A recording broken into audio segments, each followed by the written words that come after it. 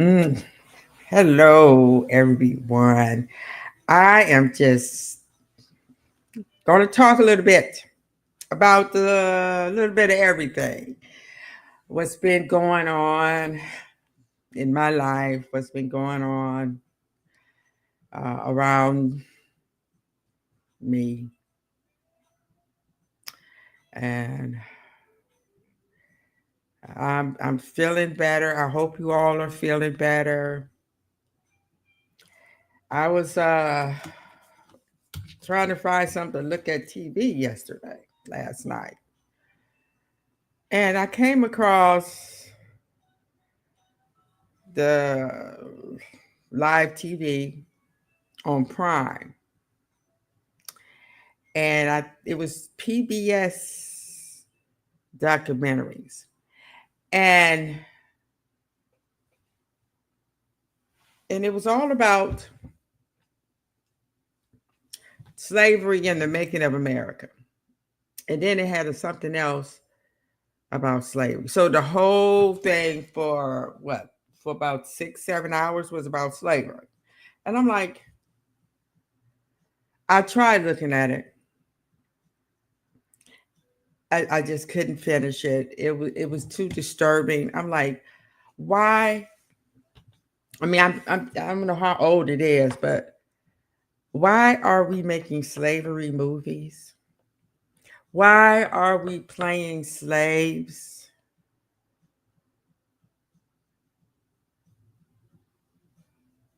I mean, we actually doing the same thing the slaves did. I mean, they had the whole 9 yards. They had the slaves in these contraptions to try to keep them from running away, getting beat, working in the fields. And they always have to show the part where the mother is running behind the wagon that is taking her child away. Who wants to keep seeing that? That is just it's just too sad. And I have came to the conclusion. You know who's watching this? Them very same people that want slavery back. They are reliving. They are reliving their dream to have slavery back. I bet you those people that live in those backwoods, those racist people, are loving it, are happy to see it. That's why they keep making those slavery movies. Don't believe that hype that they are educating us. They're not. We don't need to be educated. If you want to know about slavery, go get a book. That movie, 12 Years a Slave, the latest one, the one that they made about the man was not that bad. I mean, and the woman that got beat, I forgot her name, won an award for getting. I know it wasn't. They try to say that it wasn't for her getting beat, but come on, there's no way on this earth that I would sit up there and even pretend to get beat like that. But she did. And not only did she get beat like that, the other people sat around and looked at her get beat like that.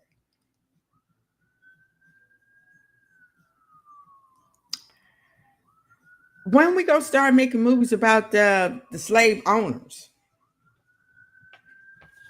tell tell the truth about them, how wicked and downright dirty they are. And how I don't want to tear my skirt. And how downright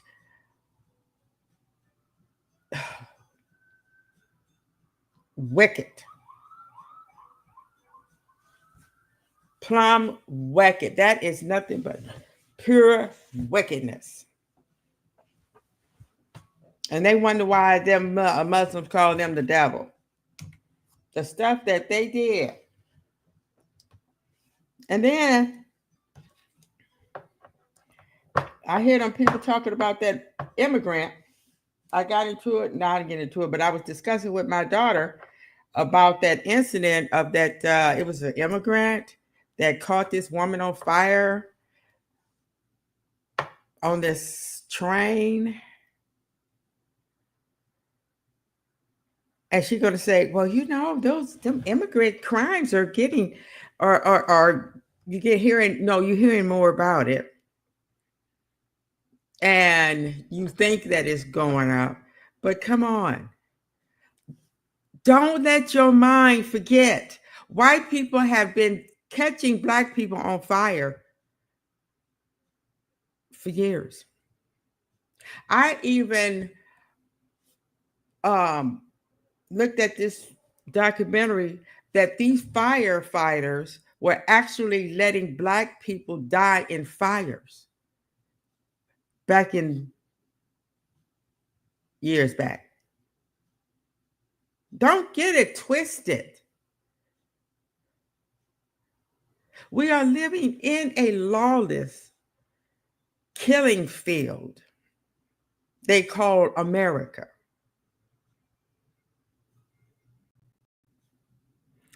Now, I don't know why people think that you're going to come over here in America and don't get indoctrinated with the hate and the oppression and the turmoil that is here, that we live with, that we was born in. You are going from the skillet into the fire. You are actually going into a burning house. America is going down, and we are going down with it. Some will survive, but I'm telling you, I keep trying to tell people, don't get it twisted. All this stuff that's going on, it's been going on since the white man laid their eyes on this country. And all the terrible things that they did to black people, anybody that's not like them, yes, they killed white people too, that were trying to help black people. That was trying to help um, uh, people that are not European.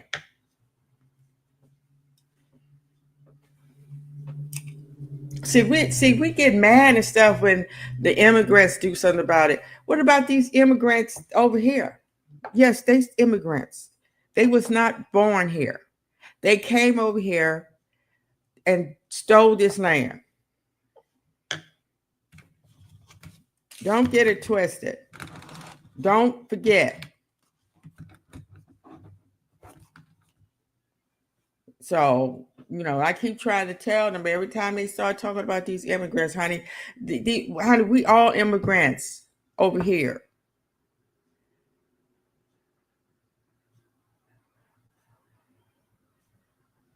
And some came in chains and some came out of chains. And the ones that came over here, basically, and still is, was criminal-minded people.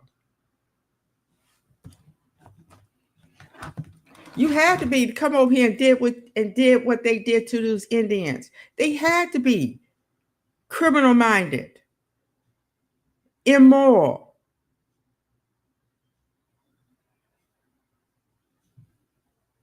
Don't get it twisted. And I want to talk about that guy that I don't know what's going on with these people.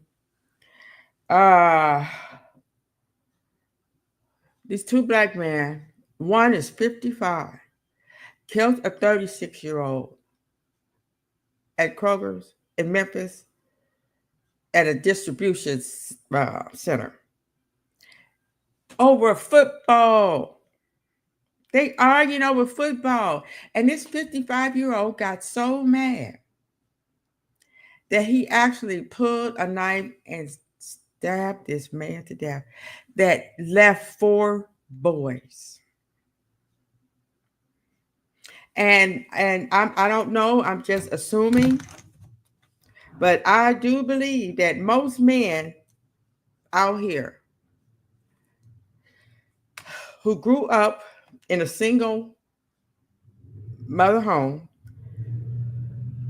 was most likely raised by a woman that was full of guilt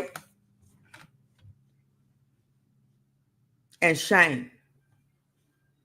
Because shame, this country do shame you for being a not unmarried mother, even your family, and you feel guilt because you have to raise a child without their father, and you have a tendency to be unhappy. And you know, when the mother's unhappy, the whole home is not happy, and they are hard, and they don't know how to raise a son to become a man, a responsible man. And that's why many are dying at a young age and leaving sons and daughters to be raised by a single mother.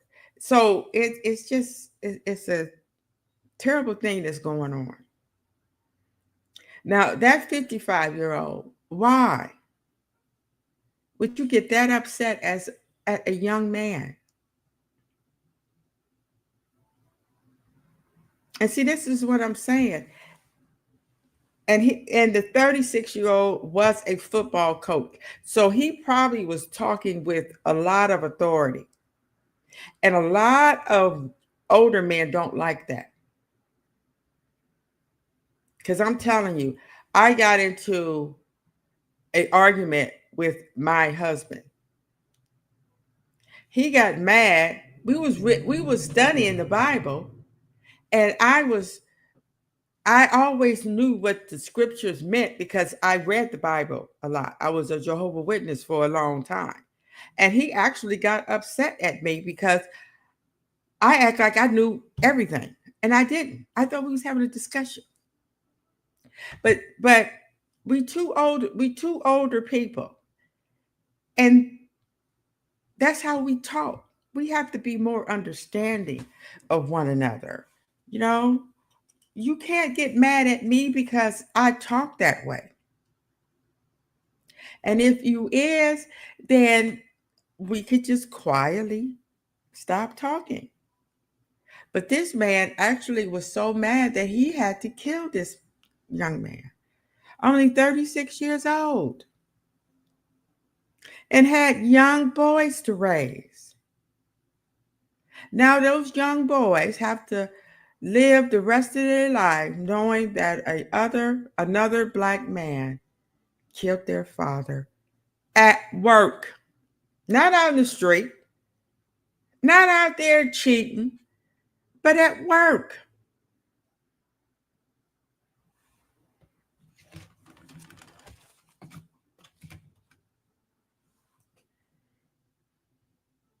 And another thing I want to talk about is, these. Do you know that these legislators, they only in it for the money? Because this is what I say. If I was making the rules, these defendants that's up for murder or whatever they did, they would have to tell the court why, the reason they did it. Why did you kill this woman? Why did you kill this man? Why did you kill this child? Why did you rape this man? Why did you go out there drink and drive? And if they don't tell me why, that is another 5 years added, separate to their sentence. Why that's not in place? Because we need to know. We want to know why. These parents need to know. Why did you kill my child? That wife needs to know, why did you kill my husband? I want to hear it out your mouth. And these other stations are not making these rules and laws to make us accountable and responsible. It seems like they're just making things more harder. It seems like they just make things to be all in our business. Try to tell us what to do. Tell us when our kids are old enough to go to war or smoke cigarettes. We should be the one to say when our kids is old enough. And they just want to make people oppressed. And they just want to do right by their rich friends, their rich families.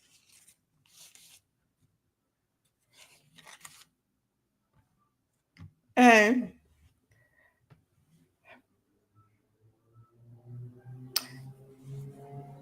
I just want to leave with this. There's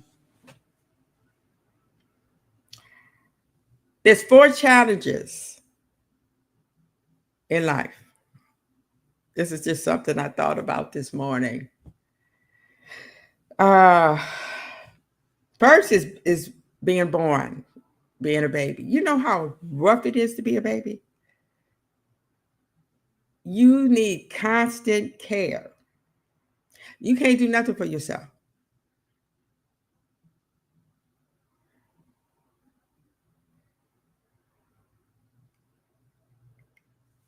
And being a child, the challenge is you have to be told what to do every day for years. What to eat, where to go. Stop that, stop this. Be quiet, go to bed, go to sleep, take a bath. And being an adult. The challenge is having to tell others what to do. You're a boss, you have to tell them what to do.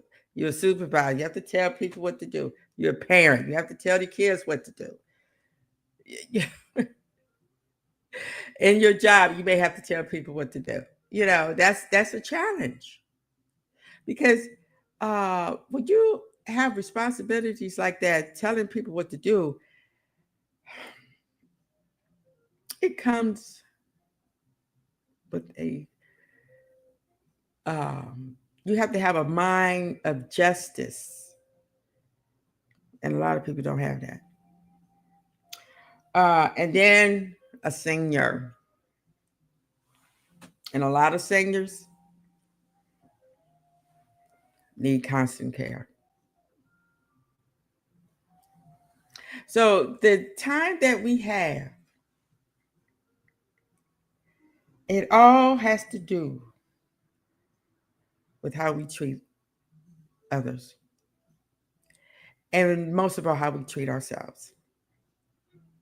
All right, thank you for listening. I just wanted to come out with a little something. I didn't get any feedback, but if you have any questions, any comments, please leave. And please give a like to the video if you do, and subscribe, because I always come back with different things. You know, I speak from the heart,